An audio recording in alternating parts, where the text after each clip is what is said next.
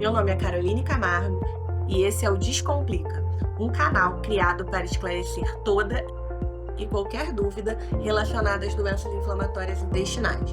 Um local seguro onde as suas dúvidas serão respondidas de forma simples, descontraída e com muita evidência científica. Vem comigo nesse bate-papo. O episódio de hoje é sobre um grupo de pacientes muito especial.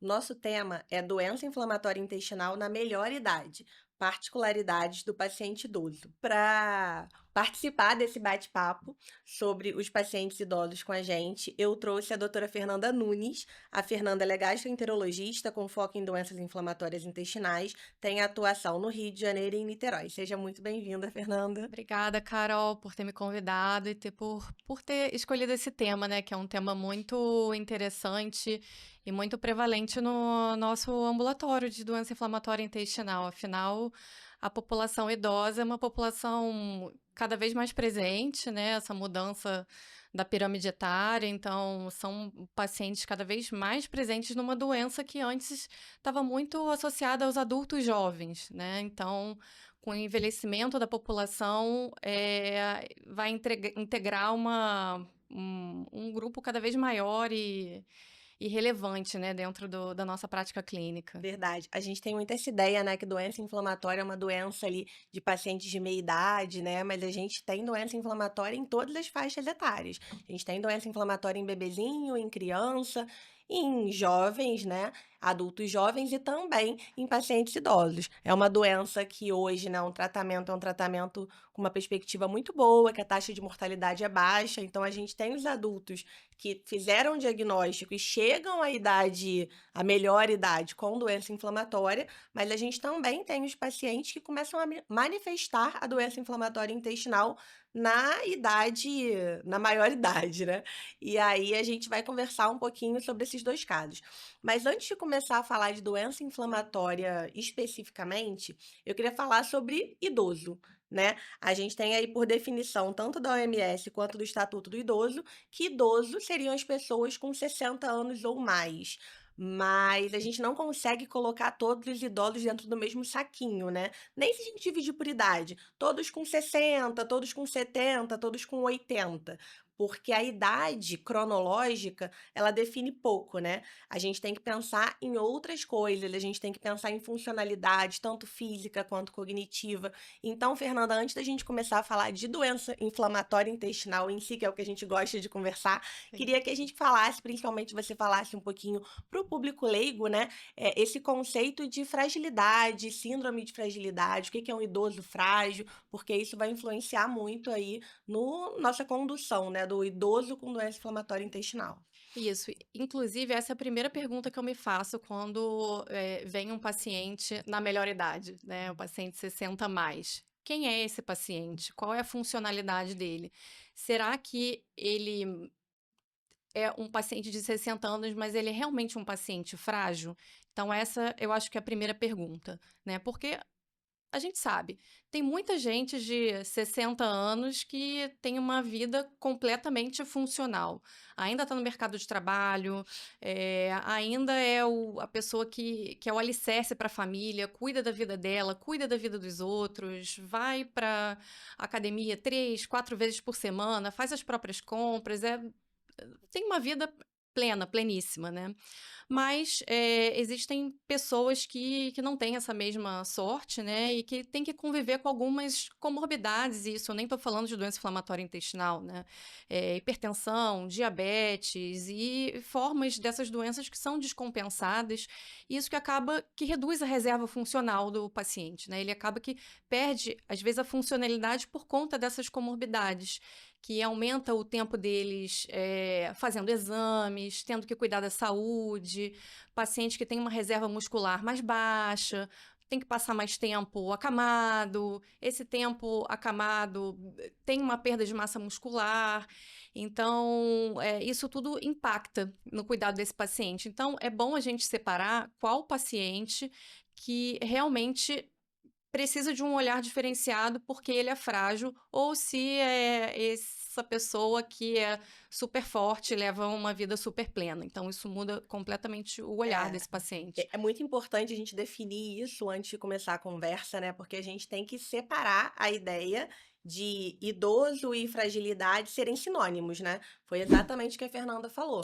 Não significa que porque uma pessoa é idosa, ela é frágil. Você tem o idoso frágil, aquele idoso que vai ter limitações tanto físicas quanto cognitivas, que vai ter ali a sua funcionalidade prejudicada, que vai precisar de ajuda, de auxílio para fazer várias coisas de cuidado pessoal ou mesmo de atividades cotidianas, e a gente vai ter aquele idoso que a Fernanda falou que tá aí batendo um bolão melhor que a gente, faz Sim. atividade física, corre de manhã, se Uhum. alimenta super bem, trabalha, tem uma vida plena.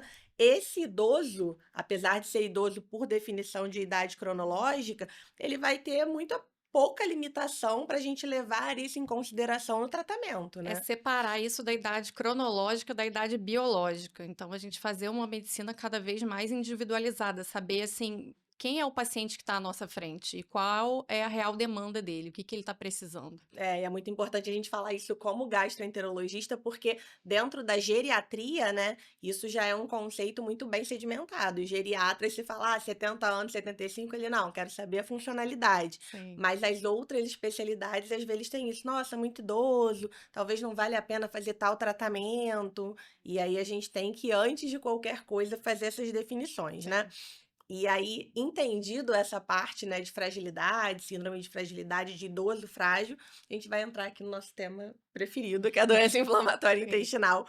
E eu sempre falo, quem já deu uma maratonada aí nos episódios, né, que a gente fala que doença inflamatória tem doença de Crohn e a retocolite. Mas nem isso a gente consegue dizer que são duas doenças, né? Porque dentro da doença de Crohn, a gente tem vários fenótipos, né? Dentro da retocolite, a gente tem alguns fenótipos, então, são várias doenças dentro de uma doença maior, né? E a doença inflamatória no paciente idoso acaba tendo também as suas particularidades, né?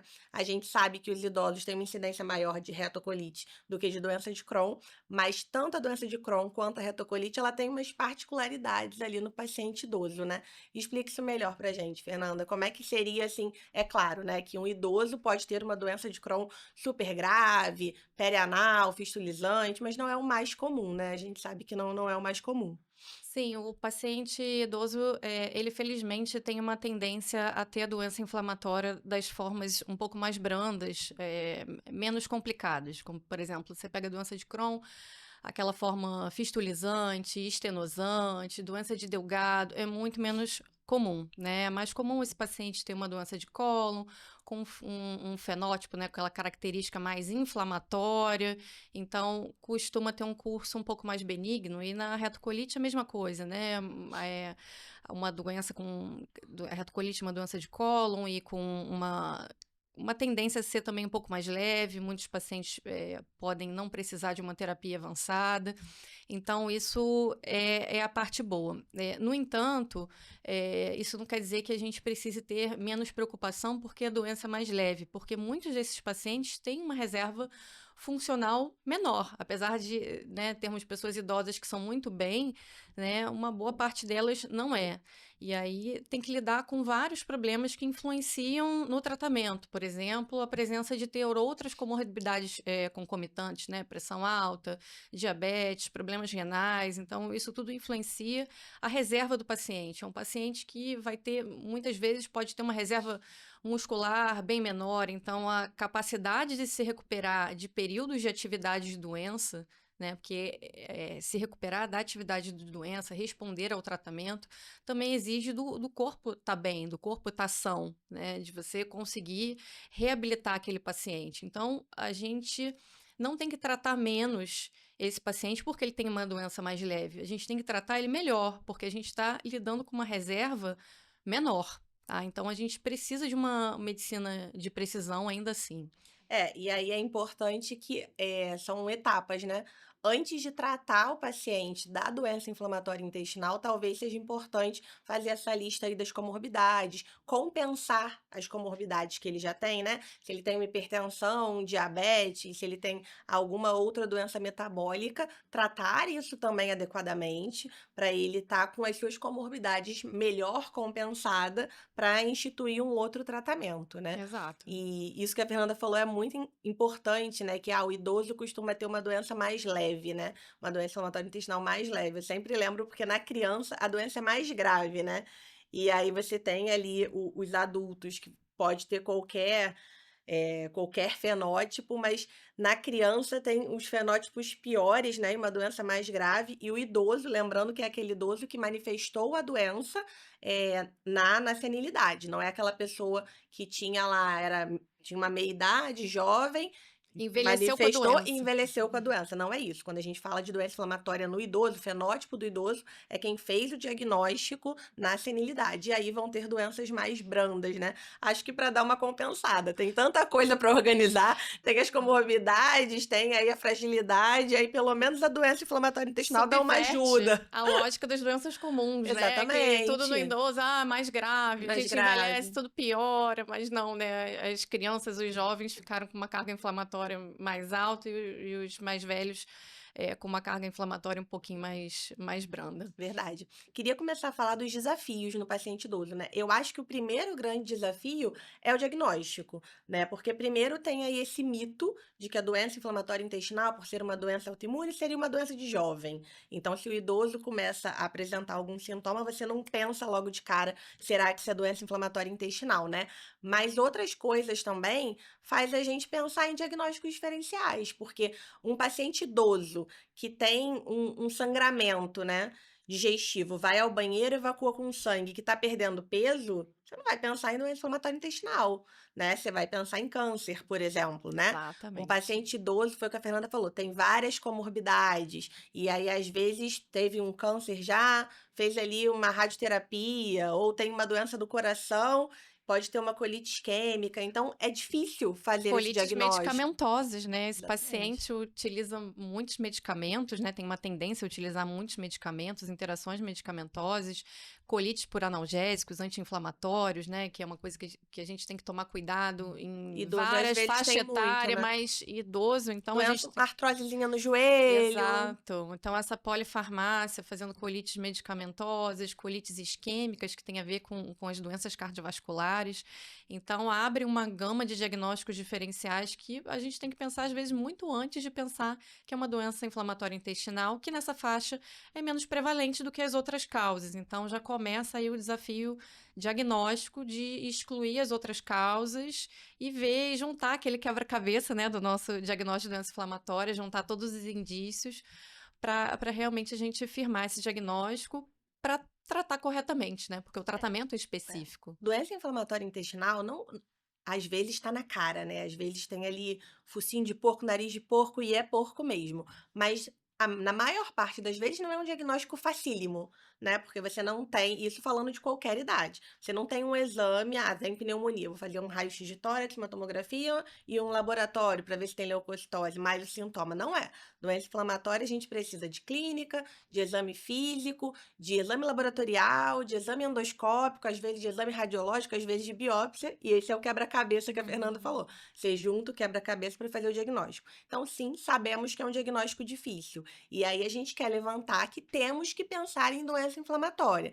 Mas no idoso, tem que fazer esse alerta. Sim, temos que pensar em doença inflamatória em um idoso, inflamatória intestinal, em um idoso que tem uma dor abdominal crônica, que tem sangramento digestivo, que tem perda de peso, que tem uma anemia inexplicada, mas talvez essa não seja a sua principal hipótese. Não é porque a gente gosta de doença inflamatória intestinal que a Sim, que gente tem que ser. acha que todo mundo tem doença inflamatória Sim. intestinal. O idoso tem doença inflamatória intestinal? Sim. Ele pode ter doença de Crohn, ele pode ter retocolite ulcerativa, mas tem tem vários outros diagnósticos diferenciais que a Fernanda comentou que a gente tem que excluir, Exato. né? Ele vai usar um monte de remédio. Por que que um desses remédios não pode causar ali aquela colite, né? Uhum. Ah, ele tá emagrecendo. Por que que aquilo ali não pode ser também Sim. um câncer? Tem a doença diverticular, né? Que às vezes não faz uma diverticulite clássica, mas fica Uhum. tendo várias crises de dor. Essa dor abdominal crônica pode ser uma doença diverticular aí sintomática. Então tem Sim. muita coisa para pensar, né? Isso é bem importante, porque a gente precisa ter uma escuta, assim, atenta, né, à história do paciente, à cronologia dos eventos, o que aconteceu, saber todas as comorbidades que o paciente tem, todos os remédios que toma, todos os remédios que já tomou recentemente, inclusive aquele que ele acha que é natural, que não tem influência, fazer uma pergunta direcionada para isso. Então, eu acho que a anamnese é bastante importante colher essa história com atenção. Dificilmente na medicina a gente vai conseguir fugir de uma boa anamnese, né? Eu acho que é o pontapé inicial de qualquer diagnóstico. Você colher uma história bem completa e você conseguir, na coleta da história, ir ali levantando as suas hipóteses, E eu né? acho que é muito importante também nessa consulta, se essa pessoa tem um suporte familiar, algum cuidador principal, essa pessoa está presente na consulta, entendeu? Porque Perfeito. às vezes pode ter questões cognitivas, de lembrar, nervosismo, questões da Esquecimento, né? idade, do esquecimento mesmo, e às vezes ter ali um filho, um neto ajudando a informar essa história é muito importante. Então, se você tem algum familiar, né, que tenta participar da vida médica, porque com certeza vai auxiliar bastante no diagnóstico, na condução do caso. História medicamentosa nem sempre é fácil, né, Fernanda? Eu vi que você falou os remédios que usa e que já usou. Às vezes o paciente não dá tanta importância, né? Porque, Sim. virou o pé e aí usou ali aqueles 7, às vezes 10 dias de anti-inflamatório, mas quando passa 2 meses ele talvez não lembre de te falar, né? Não Que, lembre. doutora, 2 meses atrás eu usei. Então, às vezes a gente tem que ficar um pouco mais insistente, né? Mas não usou nada, mas não teve nada, não usou nada por conta própria. Uhum, Sem sim. contar os chás, né, porque É, as sem falar coisas nisso. naturais é mais difícil da pessoa identificar como remédio, né. Uhum, Talvez a gente tenha que perguntar também de uma forma com certeza. diferenciada disso, né. Então, saindo do desafio diagnóstico, vamos supor que a gente ali conversou bem com o nosso idoso e a gente conseguiu vencer esse primeiro desafio da doença inflamatória intestinal no paciente idoso, que é fazer o diagnóstico, diante de tantos outros diagnósticos possíveis e às vezes mais prováveis, né. Qual seria o desafio que você citaria como outro desafio importante na condução? Uma vez que eu já tenho o diagnóstico de doença inflamatória intestinal nesse paciente, o que que você acha que poderia ser um desafio aí na condução da doença inflamatória no paciente idoso? Eu acho que a principal coisa que eu penso é a questão da polifarmácia, né, muitas medicações, muitas interações medicamentosas possíveis. Então, essas interações medicamentosas são importantes, às vezes, na escolha da gente, no caso, por exemplo, um paciente que vai utilizar uma terapia biológica. A medicina avançou muito, a gente tem terapia biológica de tudo quanto é tipo, e muitas vezes, escolher um tratamento que tenha menos efeitos adversos, menos interações com outros remédios que são, assim, incontornáveis, né, como que a gente vai falar para o paciente: "Ah, não toma esse remédio para diabetes, não toma esse remédio para pressão", tudo tem que ser tratado. Então tem como a gente mitigar isso, muitas vezes, escolhendo uma terapia mais seletiva e mais segura. Então, o número de medicações que o paciente toma é importante. Outra coisa que me vem à mente é a questão da desnutrição, que é muito comum e subvalorizado, né. Então, às vezes, a gente olha ali um paciente, não é só pelo olhar que a gente consegue ver que ele está desnutrido, a gente chama Hoje de nós já temos sarcopênico. obesos sarcopênicos, né. A pessoa tem Exatamente. gordura, parece que ela tá, né, ninguém falaria que Uhum. ela é desnutrida, mas se você for ver, ela não tem reserva muscular, ela não tem nada disso. Exatamente, sarcopenia é isso, essa perda da reserva muscular que isso ocorre mesmo com a longevidade, né. E a forma de preservar isso é fazer atividade física, é claro, mas assim, essa perda ela é inevitável. E essa perda normalmente ela traz ali um ciclo vicioso, né. Às vezes o paciente tem a questão da desnutrição, gera ali uma baixa reserva muscular, e essa baixa reserva muscular deixa o paciente mais tempo acamado, esse tempo que ele passa acamado também gera mais baixa reserva muscular. E outra coisa que esse paciente mais acamado é um paciente que ele é menos integrado à sociedade. Então ele faz um isolamento social, ele tem menos interação, fica mais dentro de casa. E a gente sabe que no idoso, esse paciente que tem menos interação é um paciente que tem uma tendência maior a fazer síndrome demencial, a ter perda cognitiva. Então, a questão da interação social é muito importante. Então, você vê, tá tudo interligado. Eu acho que o papel do gastroenterologista nesses casos, mais uma vez, é a relação e a interdisciplinaridade com os outros especialistas, né? Porque o idoso, ele provavelmente, o idoso que tem comorbidades, ele provavelmente vai ter um médico que acompanha ele de uma forma mais profunda, né? Normalmente são vários até, né? Vários, mas assim, talvez tenha o geriatra, né, que Uhum, organize ali já a polifarmácia dele no melhor dos mundos. sim. Talvez não, talvez tem o que a Fernanda falou, o seu cardiologista, o seu endocrinologista, o ortopedista, o seu E que nem reumato, sempre se conversam que muito, não né? conversam. Então ele vai ter uma receita de cada um, né, fazendo milhões de medicações e você vai introduzir mais uma medicação. Então eu acho que pensando em polifarmácia, uma das coisas que a gente deveria fazer, já que você vai introduzir uma nova medicação nesse meio, é tentar ter um diálogo, né, uma relação ali de proximidade, de diálogo, de troca com os outros médicos desse paciente para ver o que que dá para a gente tirar, o que que a gente pode fazer para diminuir essa receita ou para as medicações não interagirem entre si, até para facilitar a vida desse idoso, né? Em relação à desnutrição, que foi o que a Fernanda falou, a própria idade, né, de uma forma aí que a gente não consegue controlar tanto, vai fazendo essa perda muscular. É claro que a gente pode tentar equilibrar fazendo atividade física, investindo ali nos nossos músculos para velhice, mas isso é uma coisa que acontece com a idade. E a doença inflamatória intestinal também já pode causar um grau de desnutrição, então isso vai se somar. Então, é estimular nesse idoso, que não é um idoso frágil, que não é um idoso acamado, a importância, né, dele praticar atividade física, dele comer bem, dele ter hábitos saudáveis para melhorar, de certa forma, ali a sua reserva, a sua Uhum. imunidade, para ele não. Ele já vai estar um pouco mais imunossuprimido e um pouco mais desnutrido pela doença, para não se somar, né, todos esses fatores. Eu acho que isso é muito importante também. Mesmo porque, assim, a doença inflamatória intestinal, ela pode ser imprevisível muitas vezes, né? Então, às vezes, o paciente está sendo bem tratado e vem uma agudização.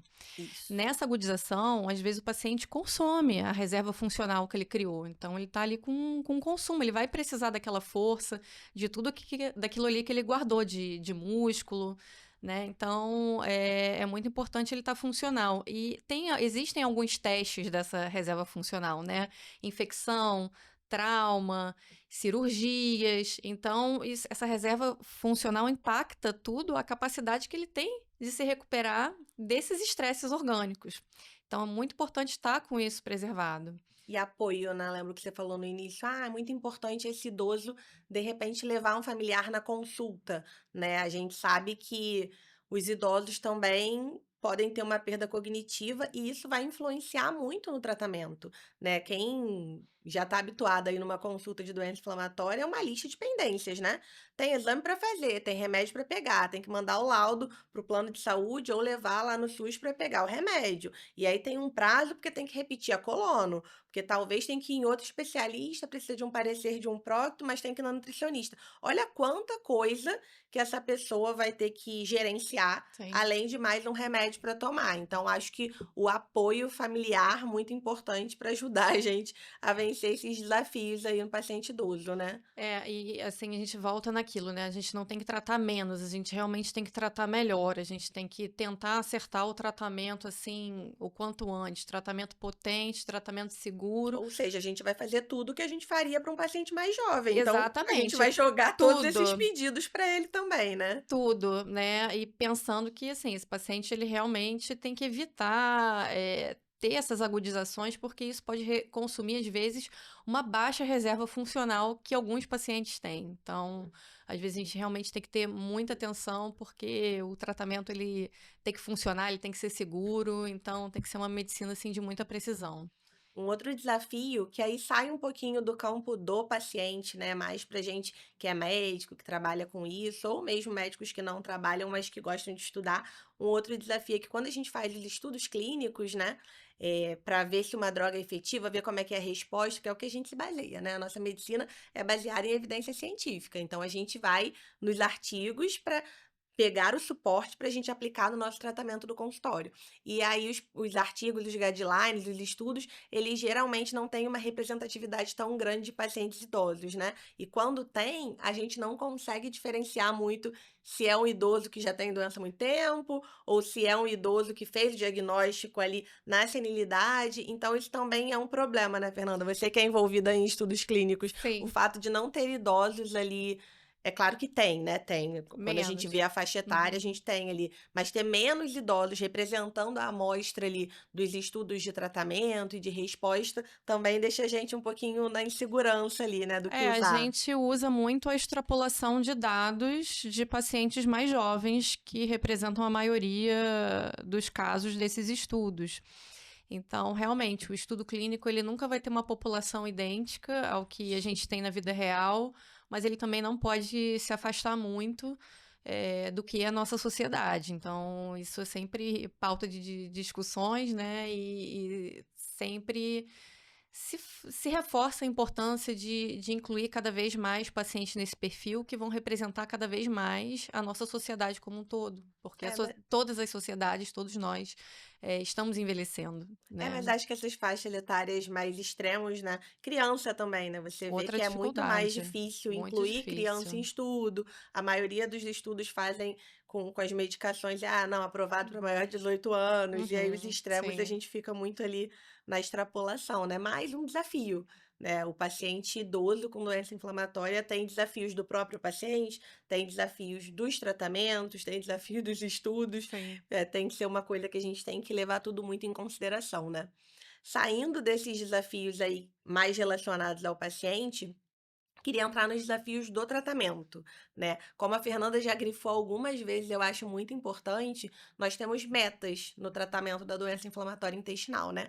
A gente quando começa uma medicação, o que que o médico espera? A gente espera que o paciente tenha uma resposta clínica, depois que ele tenha uma remissão clínica, que ele tenha uma remissão laboratorial, uma remissão endoscópica, e aí a gente começa a tentar extrapolar, né. A gente quer cicatrização de mucosa, remissão histológica, enfim. Mas isso é igual para o idoso, né, a gente começa um tratamento para o adulto jovem, é isso que a gente espera, quando a gente começa um tratamento para o idoso, a gente não espera menos. A gente espera que ele responda e tenha remissão também em todas essas áreas, né. Mas tem muitas coisas que a gente tem que levar em consideração. A primeira delas é o risco de infecção, né? O idoso, por si só, principalmente os idosos frágeis, eles vão ter um risco aumentado de infecção. E muitas das medicações que a gente faz aumentam o risco de algumas infecções. Então a gente tem que levar isso em consideração. Em contraponto a isso, tem as vacinas, né? Sim. Que a gente orienta todo mundo a atualizar o cartão vacinal antes de começar os tratamentos, não só o paciente idoso, mas o paciente idoso em especial a gente tem que dar uma reforçada, né. Sim, essa parte de preparar o paciente para imunossupressão eu acho muito parecida com das outras faixas etárias, né? Então a gente faz rastreio para tuberculose, a gente faz as imunizações, tem as imunizações que são aplicadas em centros de vacinação especiais. Então esse preparatório todo a gente segue um padrão, existe o calendário do idoso, né? Tem algumas particularidades, mas a gente tenta sempre deixar esse ambiente o mais seguro possível antes da gente prescrever uma terapia avançada. Isso a gente faz em todas as idades, então acho que a parte do idoso não é muito diferente, É né? só importante reforçar, né, que idosos por si só têm que tomar algumas vacinas, né. Então vai ter que Sim, tomar todo ano vacina de influenza, tem que avaliar pneumococo, zoster, então assim, se já é um idoso que já tem que tomar essas vacinas e vai fazer medicação para tratar a doença inflamatória intestinal, já seria aí mais um reforço para exato. você não deixar de vacinar, né. Não tem realmente o que a Fernanda falou, não tem nenhuma vacina: "Ó, para doença inflamatória intestinal no idoso, a gente vai fazer essa vacina que a gente não faz para o jovem. Não é. Mas é que o idoso, ele já tem vacinas que ele precisa tomar só por ser idoso. Acaba que os jovens com doença inflamatória intestinal acabam fazendo muitas dessas vacinas que Dos são dos idosos. idosos que são imunocompetentes, né? Então, Exatamente. E aí no idoso reforçar, ó, você tem que tomar porque você é idoso, mas você tem que tomar porque isso. você vai usar a medicação. Tem mais um motivo para Tem tomar. mais um motivo para tomar. Outras coisas que acho muito importante a gente comentar também é que um idoso saudável é o melhor idoso para a gente começar tratamentos, né, para Sim. doença inflamatória, principalmente tratamentos que vai baixar a imunidade. E a Uhum. gente não pode deixar de falar que não existe a pílula mágica da vida saudável e dos hábitos de vida. Gostaria. Mas a gente precisa comer bem, fazer atividade física, prestar atenção no que a gente está comendo. Hoje aí é uma oferta absurda, né, de ultraprocessados, que a gente já falou também no episódio do quanto isso aí contribui, né, para manifestar sintoma de doença inflamatória intestinal. Mas tem que comer bem, tem que dormir bem, tem que fazer atividade física mesmo sem querer, tem que ir Isso nos mesmo. outros médicos para controlar as suas Uhum. comorbidades. Então, esse passo para você, paciente, não precisa nem o médico te dizer, né? Uhum. Tô investigando aí uma doença inflamatória intestinal, o que que eu posso fazer para me ajudar? Vai no nutricionista, começa a comer melhor, conversa com o cardiologista, o que que tá liberado de atividade física, ele vai adorar. É, Cardiologista sempre quer que você faça sim. atividade física. E aí, o que a gente tem é o tratamento farmacológico, e essa é a parte do tratamento não farmacológico, né? Uhum. Manter essa reserva funcional, ver se esse paciente está desnutrido, se precisa de um suporte de um nutricionista, se precisa reabilitar essa massa muscular, de um fisioterapeuta, de um educador físico. Então, normalmente, doenças sistêmicas são sempre doenças multidisciplinares, Exatamente. sempre. Então, a gente vai precisar conversar com os nossos pares médicos, mas também com os nossos colegas que não são médicos, são nutricionistas, educadores físicos. A gente não vai conseguir ter sucesso no tratamento desse paciente, principalmente do idoso, se a gente não orquestrar, oferecer tudo isso para o nosso paciente, esse cuidado integral. É. E aí a pergunta, né? Fiz tudo isso. Tô preparado, tomei vacina, já tô comendo melhor, já tô com as minhas comorbidades ali mais ou menos organizadas, tô dormindo, tô fazendo atividade física, pronto. Tô aqui para começar o meu tratamento. Existe o melhor tratamento para o paciente idoso? Um remédio que, ó, esse aqui é o remédio para doença inflamatória intestinal do idoso. Não existe o Assim como melhor não existe o tratamento. melhor para doença de Crohn, nem o Sabe melhor para retocolite. Não, sabe por quê, Carol? Porque doenças complexas não têm soluções simples. Exatamente. É tudo medicina personalizada. Quem é o paciente que está na minha frente? Tem fragilidade? Não tem fragilidade? Passou por situações específicas de saúde que contraindicam determinados tipos de tratamento? Então, a gente tem que ter um cuidado muito, muito claro, assim, com a anamnese do paciente, se a doença, o local da doença dele, como que é essa atividade de doença, se esse paciente toma muitas medicações, se a interação medicamentosa pesa, risco infeccioso. Então, assim, tem muitas coisas para direcionar. Uma medicina totalmente A gente não tem personalizada. essa resposta pra ninguém, né? Se Para fizer pra você ninguém. essa pergunta, qual o melhor tratamento pra doença de Crohn? Você vai me fazer pelo menos mais 5 perguntas, né? Sim. Mas é Crohn o quê? É Crohn leve? É Crohn moderado? É Uhum. Crohn de delgado? É Crohn com acometimento perianal? É fistulizante? A gente Sim. não tem, né? Aí a cada fenótipozinho que você vai formando, você tem um grupinho de opções que você pode usar e você tenta achar melhor. Pro idoso é a mesma coisa. Sim. Foi o que a gente tá repetindo o tempo todo. Tem as suas particularidades, mas a gente vai estadiar ele ali, em qual fenótipo ele se encaixa e ver se a medicação é possível, né. E às vezes tem mais de uma opção muito boa, tem mais de uma opção excelente. Às vezes a gente fala: olha, tem 2 medicações aqui, 3 medicações que eu achei muito boa para vocês. Então, eu acho que essa tem essa vantagem, essa tem essa vantagem. Algumas vezes a gente consegue até fazer uma decisão compartilhada com o paciente do que é o melhor tratamento. Mas tem Né? seus problemas, né. Se você pensar, por exemplo, nos aminosalicilatos, para retocolite, tá, gente? A gente não É, usa aminosalicilatos para doença de Crohn, mas se a gente pensar nos aminosalicilatos, porque a gente pode fazer isso, né, nosso paciente idoso, cheio de comorbidade, né, vamos tentar aqui doença leve, ali passando no moderado, então perfeito para ele fazer uma droga. Nem sempre, né, nem tem a sempre. mesmo sendo uma medicação convencional, não biológica, tem seus problemas, né. É um remédio que, assim, tem seu valor, tem a sua indicação, mas Por exemplo, boa parte dos aminosalicilatos são medicamentos que exigem tomar vários comprimidos por dia. Hoje em dia, já tem algumas posologias um pouquinho mais concentradas, um pouquinho mais fáceis de tomar. Eles decidiram facilitar um pouco isso. Mas ainda não é plenamente acessível. Via de regra, é um montão de comprimido, Via de né? De regra. mesalazina.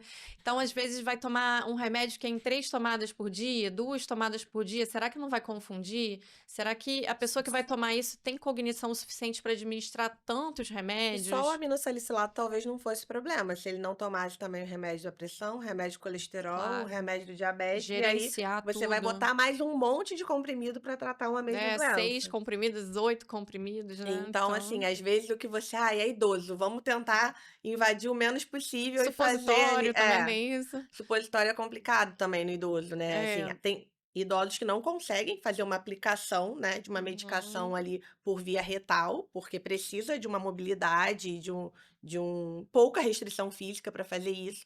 E mesmo que o idoso consiga, às vezes ele não tem nem ali a continência anal para deixar o remédio ali parado e agir. Então, às vezes, o menos invasivo não é o tão uhum. adequado, né? Outra coisa menos invasiva que, assim, não vem de médico, mas os pacientes acham, né? Compro na farmácia um corticoidezinho, Poxa. tomo, vou resolver meu problema, não tô tomando um biológico. Você acha que é uma boa ideia, Fernanda? Não, Tomar um corticoidezinho por conta própria? o corticoide é realmente muito complicado, porque parece um remédio inofensivo, porque você compra na farmácia sem receita. É um remédio muito comum, que as pessoas às vezes tomam para ajudar no melhorar de uma sinusite, mas é um remédio complicado, porque depois de um certo tempo, você não pode fazer uma suspensão abrupta dele. Existe um desmame que idealmente tem que ser coordenado pelo médico. Tem muitos efeitos adversos relacionados ao uso de corticoide em dose alta, aumento da pressão arterial, piora do diabetes, diminui a massa óssea, o uso prolongado. E aí Então, são você tantos pensa, problemas né? que os idosos já têm, que já têm que conviver. Isso que eu ia falar. Imagina você Se já coloca um remédio aí só para atrapalhar tudo, Se já é né? ruim para um jovem, né, você aumentar a glicose, você aumentar a Claro, pressão, você diminuir ali a massa óssea, imagine para um idoso que já é hipertenso e já toma remédio para pressão, que exatamente. já é diabético e já toma remédio para controlar a Uhum, glicose, você vai estar dando um remédio que vai aumentar e piorar as comorbidades, indo na contramão de tudo que a gente está falando, né? Que é exato, sempre a gente tentar controlar as comorbidades para tratar a doença inflamatória. sim. E aí você vai dar um corticóide que vai piorar tudo. Isso aqui é uma discussão, né? Isso não substitui nunca uma consulta médica e a opinião do médico que está te atendendo. Então, ninguém está falando aqui que você é um paciente idoso que tem doença inflamatória intestinal, em momento nenhum pode usar corticoide. Pode ser que em algum momento, por um tempo limitado, o seu médico precise entrar com corticoide no momento ali de crise, de agudização da atividade de doença, pensando já em entrar com uma nova terapia. Isso é possível, tá? Isso ele vai controlar ali como ele conseguir esses efeitos colaterais e essas complicações. O que a gente está falando não é uma medicação de manutenção para você comprar por conta própria ou ficar usando aí Sim. cronicamente para tratar uma doença inflamatória intestinal com medo, porque é um idoso e aí não quer fazer um biológico, até porque corticoide por longos períodos em doses altas também vão te causar imunossupressão, vão te colocar com risco de ter infecções, né? Existe um uso relativamente seguro do corticoide, mas contanto que isso seja conduzido por um especialista. Então, o especialista vai te dizer qual o caminho mais seguro dentro de uma medicação que é menos segura. Então, isso é bem importante. Outra coisa que a gente estava falando dessa questão da adesão à medicação, o melhor tratamento também é aquele que o paciente pode fazer, porque muitas vezes a gente acha que o paciente está falhando a um tratamento, mas na verdade ele não está conseguindo aderir àquilo. Uhum. E às vezes a gente tem que ter a sensibilidade de perceber que a falha do tratamento é porque a adesão medicamentosa não está muito boa. E isso é nossa responsabilidade, fazer essa mudança de rota para alguma coisa que o paciente realmente consiga aderir. Idoso e imunossupressores. Azathioprina, metrixato, qual a sua opinião? É, a minha opinião é que Não é que seja totalmente inviável hoje em dia, mas a medicina ela avançou em direção a terapias um pouco mais seguras. Então, temos algumas medicações que elas têm mais intolerância gastrointestinal, aumentam o risco de infecção, aumenta o risco de algumas doenças como linfoma, como câncer de pele. Então, são medicações que têm menor segurança na população idosa e tem que ser utilizadas com cautela, não é que elas sejam totalmente proscritas e que talvez existam opções mais sábias, né, para uma primeira escolha para abordagem. Nem nunca, nem sempre, né? A gente sabe que idosos mais 65 anos é um risco a azatioprina por Uhum, conta de neoplasias, sim, mas a gente tem que avaliar caso a caso, né? claro. Não dá para dizer, tirando a mesalazina para o Crohn, É, não dá para dizer que essa medicação não pode nunca ir em caso nenhum. É o arsenal terapêutico que a gente sim. tem e que a gente vai avaliar, porque às vezes, o idoso de 70 anos, aí quando você vai ver, não é o idoso frágil, então assim, tem Sim. muitas questões. Idoso pode fazer terapia biológica? Todo mundo tem medo da terapia biológica, né? Ninguém tem medo do corticóide que dá um monte de efeito É. colateral só porque é oral. As pessoas têm menos medo da azatioprina Uhum, porque é um comprimidinho. Acho que as pessoas estão acostumadas, né, a sim. tomar um comprimidinho todo dia. Esse negócio de Uhum, fazer uma injeção subcutânea ou ir num centro de infusão fazer uma medicação na uhum, veia assusta mais, né? sim. Então, às vezes, a pessoa quer o que é mais habitual. Mas idoso pode fazer terapia biológica, subcutânea, venosa? Super pode, e às vezes deve, né? Às vezes vai ser a melhor opção para ele. E dentro da terapia biológica, ao longo desses 25 anos, a gente teve um arsenal enorme, né, de opções, Se a gente diversas estiver falando de opções. 25 anos atrás, a gente estaria aqui só falando de infliximab, né, que tem também um monte de efeito colateral. Exatamente. Então a Hoje não gente mais. ampliou várias opções terapêuticas justamente. A gente tem opções que são mais potentes para determinadas situações, mais seguras. Então, isso tudo foi um ganho para o paciente. Então, dentro da terapia biológica, a gente pode até segmentar um pouco e fazer perguntas mais específicas, né? E Porque hoje para em cada dia, caso. algumas terapias biológicas são até as mais seguras, né? Se você for Lógico, olhar os estudos, né, sim. anti-integrina, Uhum, anti-interleucina, às vezes são mais seguros para o paciente do que fazer uma azatioprina, por exemplo, com né? certeza. Não resta dúvida. Então, gente, idoso Ah, pode fazer medicação biológica, não tem sim, problema nenhum. nenhum. E aí, qual medicação vai depender muito do caso, do fenótipo, dos Sim. efeitos colaterais, né? Os anti-TNFs, se forem idosos que tenham insuficiência cardíaca descompensada, com classes funcionais mais altas, é uma contraindicação. Então, cada remédio tem ali a sua contraindicação, cada paciente tem as suas particularidades. E aí, o tratamento de doença inflamatória intestinal, ele é bem personalizado. Não dá para você pegar o remédio do amiguinho, nem quando você é jovem, nem quando você é Não. idoso.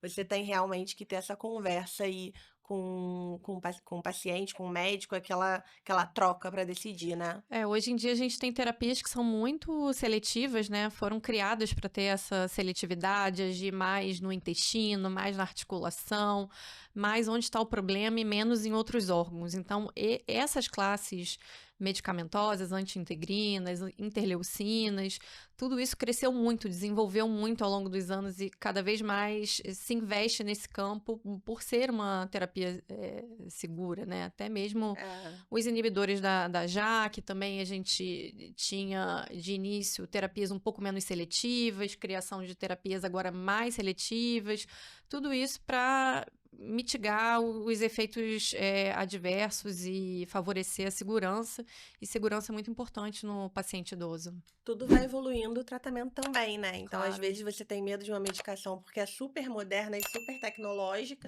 e às vezes é essa modernidade, essa tecnologia que vai estar te trazendo a segurança de claro, ter menos, suscetibilidade à infecção e etcétera, né. sim, Dentro do nosso arsenal terapêutico para doença inflamatória, a gente tem as medidas não farmacológicas, a gente tem as medicações, mas a gente também tem a cirurgia, né. Antes, a gente não tem a cirurgia só para complicação de agudização. sim. Às vezes o tratamento é um tratamento cirúrgico.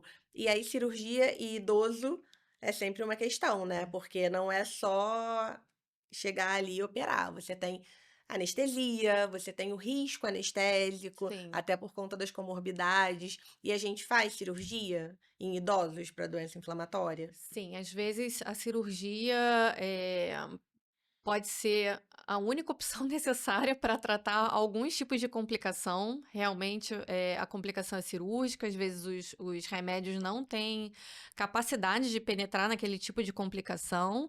E, e quando não tem outro jeito, né, tem que operar mesmo. É muito importante que esse paciente ele tenha uma reserva funcional muito boa. Daí a importância da massa muscular, de tudo isso, porque é uma situação de agressão ao organismo, é um trauma que vai ser provocado ali. Então, essa recuperação tem muito a ver com a reserva funcional. E realmente, resultado cirúrgico no idoso, se comparar, né, com os jovens, é realmente mais delicado. Mas tem como a gente também deixar esse ambiente melhor, com cirurgias eletivas, com bom risco cirúrgico, com equipe multidisciplinar, planejar muito bem esse momento para deixar esse momento mais seguro possível. Isso que eu ia falar, né, porque às vezes a gente tem que começar a questionar, algumas coisas que sempre foi assim e todo mundo vai repetindo, né. Uhum. Às vezes: "Não, é muito idoso, vamos deixar, a gente opera se precisar de emergência". Nesse cenário, operar de emergência um paciente idoso é o pior cenário, né, porque quando você marca uma cirurgia, você opera eletivamente, o que que você está fazendo? Se ele estiver desnutrido, você está melhorando ele nutricionalmente, para ele chegar melhor nutrido na cirurgia e ter menos complicações do Uhum. pós-operatório, né. Se ele tiver comorbidade, você está fazendo um bom risco cirúrgico, vendo o que que dá para ajustar, vendo o que que dá para compensar. Então, preparar o doente para colocá-lo no melhor momento para operar, vai trazer melhores Uhum. resultados, mesmo sabendo que um paciente idoso tem um risco cirúrgico mais elevado, dependendo das comorbidades. Mas, Claro. assim, a ideia de operar de emergência se alguma coisa dá errado, a gente tem que começar a questionar, porque foi o que a Fernanda falou. Operar eletivamente esses pacientes idosos com doença inflamatória intestinal, quando eles precisam operar, Uhum. é muito melhor do que você deixar para E operar a numa e urgência. acionar toda a equipe multidisciplinar, né, que cuida desse paciente, que participa desse cuidado, que esse momento vai acontecer e cada um fazer a sua parte para melhorar a saúde, né, para ter sucesso na cirurgia. Exatamente, a gente não trata doença inflamatória sozinho, né, todo Não. mundo que maratona aí os episódios sabe que a gente precisa de um gastro, de um prócto, de um nutricionista, de um Sim. dermato, de um oftalmo, e aí no paciente idoso, você precisa de todo mundo que você já Uhum. precisava e provavelmente você vai ter que conversar também com um geriatra, com um cardiologista, com um endócrino, De que apoio familiar, se que possível, são os também. médicos, né, os especialistas não estão envolvidos com a doença Uhum. inflamatória, mas eles estão envolvidos com o paciente, Com o com as paciente. comorbidades do paciente. E o Exato. paciente não é uma doença inflamatória, o paciente Uhum. é ele todo. Então a É. gente vai ter que alinhar aí todas essas coisas. Por isso Uhum. que às vezes tem muitas particularidades no Sim, paciente idoso, né. com Porque quando você está certeza. falando de um jovem, às vezes ele chega para sua consulta: "O que que você tem de doença?". "Eu tenho doença de Crohn", "Mas o quê?". Nada, Nada. eu tenho doença de Crohn. E aí, É, você foca na doença de Crohn. No paciente claro. idoso é possível que chegue um idoso para você que só tenha doença de Crohn? É possível, ainda Sim. mais hoje que as pessoas se cuidam mais. Uhum. Mas não é infrequente chegar um idoso que tem doença de Crohn e uma listinha de outras doenças, né. Sim, E com aí a gente certeza. arranca os cabelos, mas no final dá tudo Tudo certo. certo. Bom, eu acho que era isso mais ou menos que eu tinha para falar. Não sei se você quer levantar mais algum ponto, Fernanda, para nossa discussão. Acho que a gente abrangeu todos os temas, Eu né, acho que dessas foi ótimo. particularidades. Ah, não, eu acho que foi ótimo. Acho que a gente falou bastante e eu acho que é isso. É um tratamento multidisciplinar, precisa de um olhar diferenciado para a questão de segurança, mas sem perder a eficácia, para a gente não queimar a reserva funcional desse paciente, que às vezes é pequena, mas investir também em fazer uma reserva funcional boa para esse paciente, e uma reserva funcional boa para esse paciente além de toda a questão de alimentação, preservar a massa muscular, é também tentar deixar esse paciente o mais tempo possível com a doença em remissão, né? Porque cada vez que esse paciente tem um flare, uma agudização, ele pode ir consumindo essa reserva funcional, então a gente tem que ter esse olhar muito atento de fazer uma terapia assim bastante eficaz, ter o que a gente chama, né, daquele controle rígido, um tight control desse paciente, ele tem que estar ali a cada 3 meses no seu consultório, com todos os exames feitos, a gente não é ficar correndo atrás da doença, né, tentar correr na frente dela para prever essas complicações, e nesse paciente é bem mais importante para a gente não perder essa reserva funcional, que pode ser muito importante, né, no momento de fazer uma cirurgia, às vezes uma coisa incontornável, e a gente tá com um paciente com muito mais chance de sucesso na nossa frente. Eu acho que é isso, a gente precisa tratar, não importa se é idoso ou não, não é porque é idoso que a gente vai mudar a nossa forma de tratar, as nossas metas de tratamento, que a gente vai tratar com medicações que a gente não trataria outras faixas etárias, Sim. né. Então a gente precisa tratar todas as idades, inclusive a melhor Uhum. idade. Queria agradecer muito a Fernanda pela Obrigada. presença, acho que foi um conteúdo super importante aí, espero que vocês gostem. Obrigada, Carol. Espero vir mais vezes depois.